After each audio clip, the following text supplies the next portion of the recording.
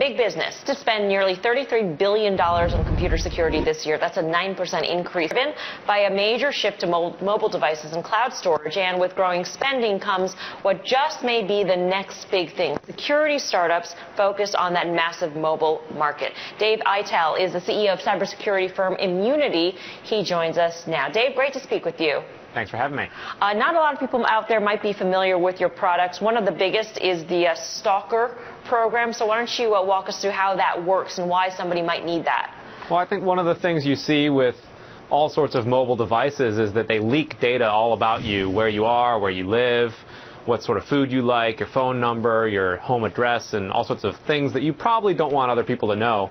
And Stalker is just a program that lets you know exactly what people know about you, and it's very honest about that, which is a little bit embarrassing sometimes. Now, Guy, sitting to my right, is not extremely tech savvy, and he's thinking that his iPhone is actually physically leaking something. So when you say leak, Dave, what exactly do you mean? Now, we're not talking about your battery leaking, because that would actually be a fire. We're talking about the information that you generally feel is private may not be as private as you think it was. You may remember Anthony Weiner's hilarious Twitter posts from previous political programs, but you know, every individual, and you know, especially your high net worth individual CEOs as they travel overseas, has a lot to worry about when it comes to their personal security. It's Karen. Let me ask you something. A lot has been made about Square and the way it works and what potentially security risk could be there. Have you looked at that, and what do you think of how safe is that? Well, I haven't looked at the Square device itself, but as you look at sort of the whole payment card infrastructure, you're seeing a large variety of very interesting attacks. And obviously that's one of the reasons that VCs and other investment firms are really looking at security companies like myself and others and looking at where the value is.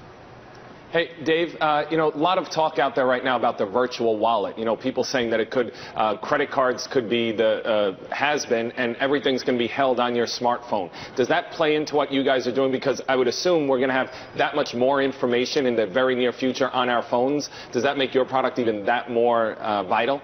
Well, it's both a good thing and a bad thing when everything you do is on your phone. Obviously, the convenience factor is there.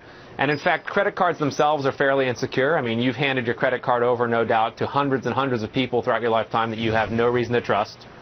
But of course, your phone's not really that trusted. You don't really control it as well as you think you do. And so there are really interesting security problems there, and there's lots of smart people trying to figure these things out. And you'll see very interesting competing standards between Apple and Google, between who's really even going to control the ecosystem here. So there's a lot of good stuff happening here, and it doesn't happen without the big cloud players. You know, you've got Amazon's EC2, which is huge in this space. And there's a lot of other interesting sort of infrastructure work going on. I mean, I know you mentioned Akamai and Cisco earlier. Yeah, so those are certainly big here. Dave, it's almost like a Wild West when it comes to the potential out there, and then also the number of players. You got some of the big guys like you named, and then you got people like yourselves and lots of other startups out there. How do you differentiate? What do you see as the end game in this space? Do you think that companies like yours will be bought?